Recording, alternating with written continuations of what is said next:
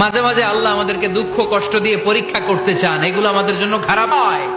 এই দুঃখ কষ্ট বিপদ আমাদের কোমরকে সোজা করে, আমাদের পায়ের মাটিকে শক্ত করে। চিল্লায় বলেন ঠিক কিনা?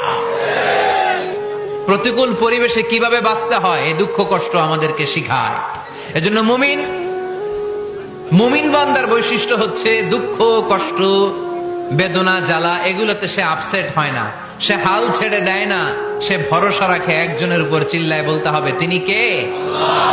কারণ মুমিন জানে রাত্রি যত গভীর হয় অন্ধকার তমানিসা ভেদ করে সুবহে সাদিক হয়।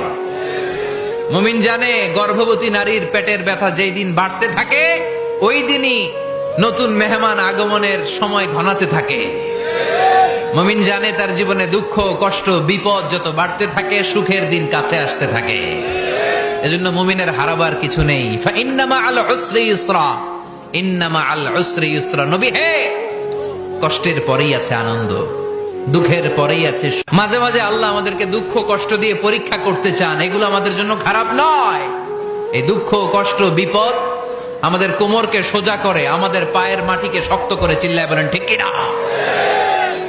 প্রতিকূল পরিবেশে কিভাবে বাঁচতে হয় এই দুঃখ কষ্ট আমাদেরকে শিখায়। এজন্য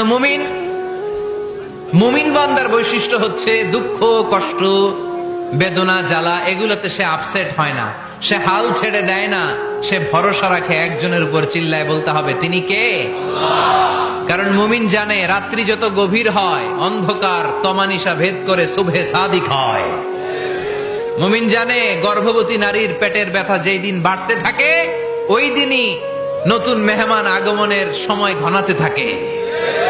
মুমিন জানে তার জীবনে দুঃখ কষ্ট বিপদ যত বাড়তে থাকে সুখের দিন কাছে আসতে থাকে। এজন্য মুমিনের হারাবার কিছু নেই।